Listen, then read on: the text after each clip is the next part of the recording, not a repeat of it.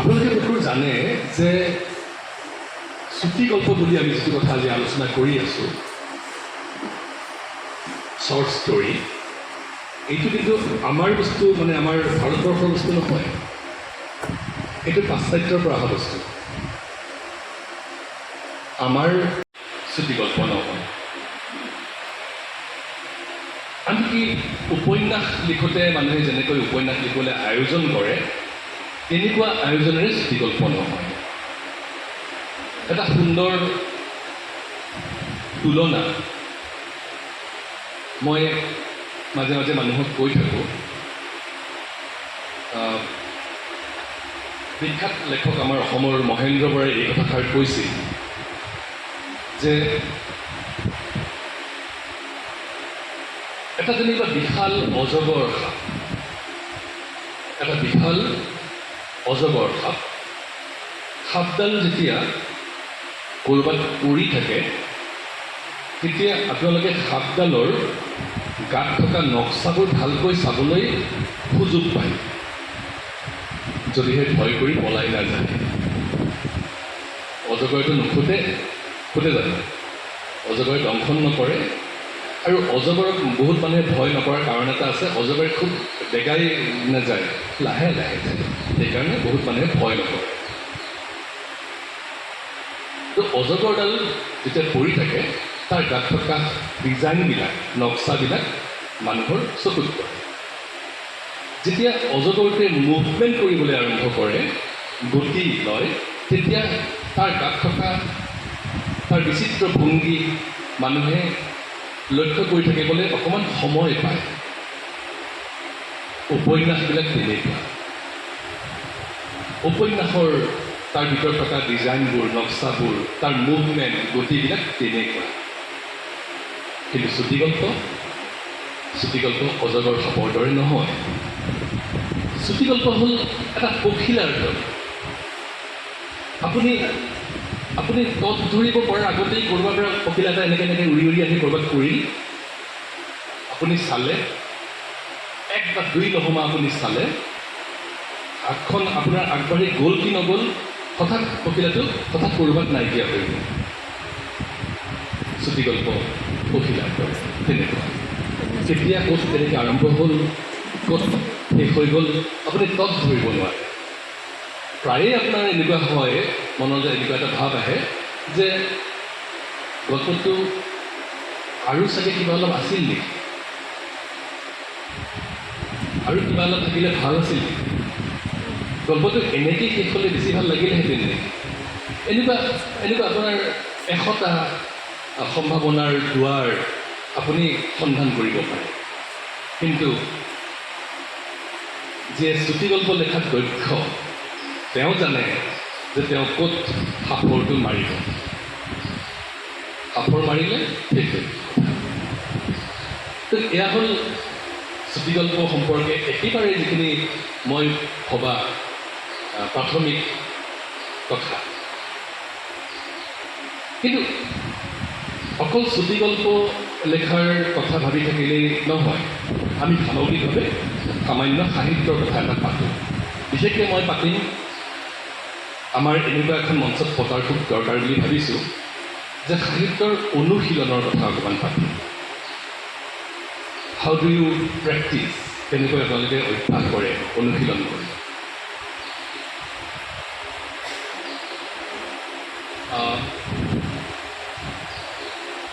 কিছুমান ঘৰত ল'ৰা ছোৱালীয়ে অবাধ্য নহয়, বাহিৰে বাহিৰে ঘূৰি ফুৰি নাথাকে, পঢ়া টেবুলত বহি থাকে, সেই ল'ৰা ছোৱালী সম্পৰ্কে মাক দেউতাকৰ কোনো কমপ্লেইন নাই, কোনো অভিযোগ নাই, টেবুলতেই বহি থাকে, কিন্তু পৰীক্ষাত ফেইল কৰে। হয় নে নহয়? নহয় জানো? তাৰ অৰ্থ কি? তাৰ অৰ্থ হ'ল যে পঢ়া টেবুলত কিমান সময় বহি আছে তাৰ লগত প্ৰত্যক্ষভাৱে পৰীক্ষাৰ ৰিজাল্টটো নিৰ্ভৰ নকৰে। কৰে জানো? নকৰে। মই নিজে মোৰ জীৱনত মোৰ লগৰ কিমান বান্ধৱী বন্ধু দেখিছোঁ, আমাতকৈ বেছি সময় টেবুলত থাকে। চকী টেবুলত বহি বৰ বাধ্য ছোৱালী, বাধ্য ল'ৰা। কিন্তু পৰীক্ষাৰ ৰিজাল্ট প্ৰায়ে বেয়া হয়, ফেইল কৰে। তাৰ কাৰণ হ'ল যে টেবুলখনত চকীখনত বহি থাকিলেতো নহ'ব, পঢ়িব লাগিব। আৰু কেনেকৈ পঢ়িব লাগিব? মোৰ সেই বান্ধৱীজনীৰ কথা মনত পৰিছে। তাই হয়তো চকুৰে আটাইকেইটা আখৰ এনেকৈ চাই চাই গৈও থাকে, মুখেৰে ভুনভুনাই গৈও থাকে। কিন্তু সেইখিনি কথা তাইৰ ওঠত আহিছে, কিন্তু মগজুলৈকে লৈ যাব পৰাৰ যিটো পদ্ধতি, সেই পদ্ধতি তাই আয়ত্ত কৰা নাই। তাতকৈ কম সময়ত পঢ়িয়ে আপুনি আপোনাৰ কাম হাচিল কৰিব পাৰে। গতিকে আপোনালোকে আমি এই যে সাহিত্য চৰ্চা কৰা বুলি ভাবি থাকোঁ, সেইটো সেই টেবুলত বহি থকা ভাল ভদ্ৰ ছোৱালীজনী বা ল'ৰাটোৰ নিচিনা নহয়নে, যে পৰীক্ষাত ফেইল কৰে? প্ৰায় তেনেকুৱা হয়। গতিকে এই কথাবিলাক কেতিয়াবা গাত লাগিলেও নিজে আকৌ এবাৰ নিজে ভাবি চাবলৈ মই কথাখিনি উলিয়াইছোঁ। প্ৰত্যেকেই ময়ো ভাবিম যে আমি যিখিনি সময় অনুশীলন কৰা বুলি কওঁ, আমি অনুশীলনটো কেনেকৈ কৰোঁ, আমি কি কৰোঁ? যেতিয়া আমি গল্প লিখোঁ, তেতিয়া আমি ভাবোঁ যে আমাৰ গল্প এটা মই লিখিছোঁ, সেই গল্পটো কোনোবা আলোচনীলৈ পঠিয়াই দিছোঁ, ছপা হ'ল বা নোহোৱাৰ সম্ভাৱনাই বেছি। কাৰণ পৰীক্ষাত ফেইল কৰা কথাটোৰ লগত একো লিংক আছে, আলোচনী ছপা নোহোৱাৰ সম্ভাৱনাই বেছি। তেতিয়া মই গল্পটো যেনিবা মই নিজে উলিয়ালোঁ, বিক্ৰী কৰিবলৈ গ'লোঁ, কিন্তু বিক্ৰী নহয়। দোকানত দিলোঁ, দোকানে নাৰাখিলে। কিয় নাৰাখিব? কাৰণ দোকানীয়ে জানে যে এই মানুহজনৰ নামেৰে কোনেও কিতাপ বিচাৰি অহাৰ সম্ভাৱনা নাই। মানুহক কিতাপ এখন কিনিবলৈ হ'লে তেওঁ এজন গ্ৰাহক হিচাপে আহে। আমি সদায় গ্ৰাহকজনৰ কথাটো মনত ৰাখিব লাগিব। চাওঁ, দুটা শব্দ তুলনাৰ কাৰণে কৈ লওঁ, আপোনালোকে কথাটো আলোচনা কৰি ভাল পাব। যেতিয়ালৈকে আপুনি নিজৰ ডায়েৰীত কিবা এটা লিখিছে, লগৰ চিনাকি মানুহক পঢ়িবলৈ দিছে, তেতিয়ালৈকে আপোনাৰ কাষৰ মানুহজন আপোনাৰ কাৰণে এজন পাঠক, ৰিডাৰ। কিন্তু যেতিয়া আপুনি কিতাপ এখন দোকানত দিছে,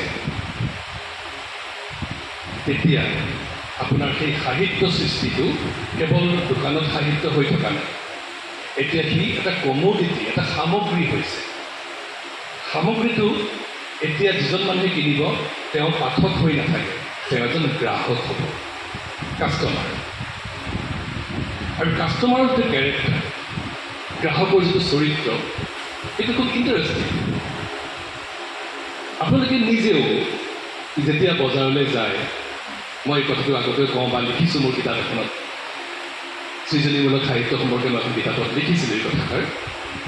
বহুতেই মোলৈ বন্ধুৱাকৈ চাইছিল, কিন্তু মই কথাষাৰ প্ৰতিষ্ঠা কৰিছিলোঁ যে আপোনালোকে যেতিয়া বজাৰলৈ যায় আৰু যেতিয়া আপোনালোকে আলু পিঁয়াজ কিনে, প্ৰত্যেকেই আপুনি আমি মই প্ৰত্যেকেই আমি বাছি বাছি ভালৰো ভাল আলু আৰু পিঁয়াজ কিনো।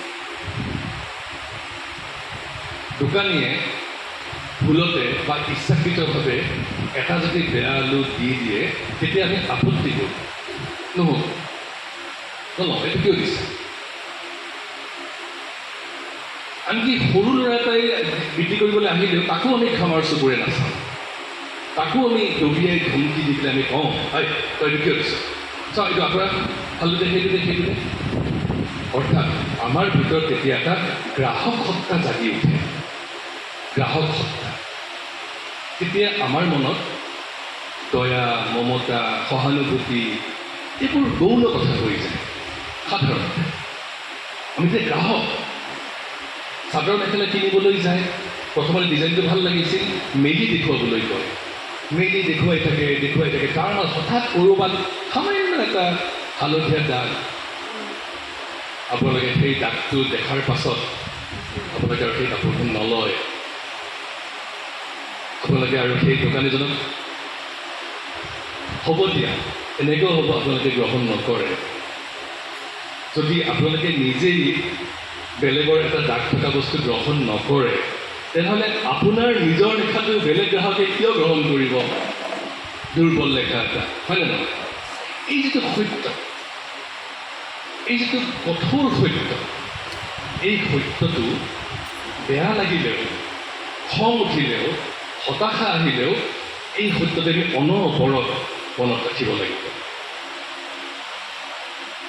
সকলো অকল নতুন লেখকেই নহয় পুৰণি লেখকেও খুব নাম থকা এখন দোকানে যদি নতুনকৈ বেয়া বস্তু বিক্ৰী কৰিবলৈ লয় কি অৱস্থা হ'ব এসময়ত বিৰাট বিখ্যাত নাম আছিল আপোনালোকে সেইকাৰণে বস্তু কিনি থাকিব নেকি নিকিনে গতিকে নিৰুপমা বৰগোহাঁইয়েও যদি বেয়া লেখা লিখিবলৈ আৰম্ভ কৰে আপোনালোকে লাহে লাহে আলোচনা কৰিব যে বাইদেৱে দেখোন আগতে ইমান ভাল লিখিছিল এতিয়া ভাল লিখা নাই মই নপঢ়োঁ ভাল লগা নাই এনেকেই ক'ব নহয় জানো নিৰুপমা বৰগোহাঁই বাইদেউৰ নামটো মই বুজাবলৈহে কৈছোঁ উদ্দেশ্য মোৰ সেইটো একেবাৰেই নহয় তেখেত ভালকৈ থাকক দীৰ্ঘজীৱী হওক শেষলৈকে ভালকৈ লিখি থাকক শ্ৰদ্ধা কৰোঁ গতিকে কথাটো হ'ল গ্ৰাহক আৰু পঢ়ুৱৈৰ পাৰ্থক্য আছে এতিয়া কথা হ'ল ভাল লেখা এতিয়া গল্পই হওক কবিতাই হওক উপন্যাসেই হওক ভ্ৰমণ কাহিনী হওক আমি কেনেকৈ লিখিম টেবুল চেয়াৰত বহি থাকিলেই যদি নহয় তেনেহ'লে আমি কেনেকৈ অনুশীলন কৰিম ভাল লেখক হ'বলৈ অনুশীলনটো কেনেকুৱা হ'ব লাগিব এইটোৱেতো প্ৰশ্ন নহয় জানো মই নিজে ভাবি পোৱা কথাটো হ'ল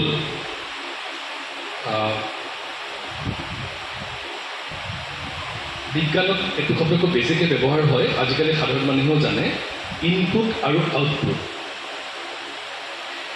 এই যে ফেনখন ঘূৰি আছে তাৰ যদি বতাহ পাইছোঁ এইটো আউটপুট ফেনখনে আমাক বতাহ দিছে কিন্তু এই বতাহখিনি পাবলৈ পোৱাৰ কাৰণে তাক ক'ৰবাত কোনোবা এটা ইনপুট দিছে ইনপুটটো হ'ল হয় তাৰ লগত কাৰেণ্ট সোমাই দিছে কাৰেণ্ট সংযোগ কৰিছে বেটাৰী দিছে কিবা নহয় কিবা এটা শক্তি দিয়াৰ কাৰণেহে ফেনখনে আমাক বতাহ দিছে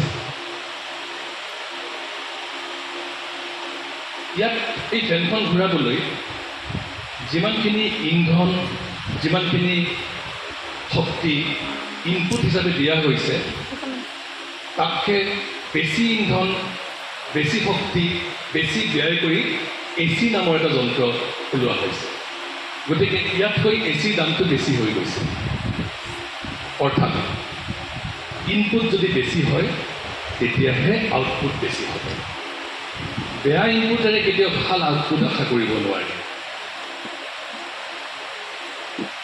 গতিকে আপোনালোকে যেতিয়া কিবা পঢ়িব গল্প কবিতা উপন্যাস ভ্ৰমণ কাহিনী প্ৰবন্ধ পঢ়িব পঢ়াটোৰ যদি ইনপুটটোৱে যদি বেয়া হয় মানে দুৰ্বল মানৰ লেখা যদি আপোনালোকে পঢ়ি থাকে তেনেহ'লে আপোনালোকৰ ভিতৰখন দুৰ্বল লেখাৰেই ভৰি থাকিব মগজুটো দুৰ্বল লেখা বেয়া লেখাবিলাকে আপোনাৰ ভৰি থাকিব আৰু ভাবিব যে এইটোৱে চাগে ষ্টেণ্ডাৰ্ড এনেকৈ লিখিলে চাগে হৈ যায়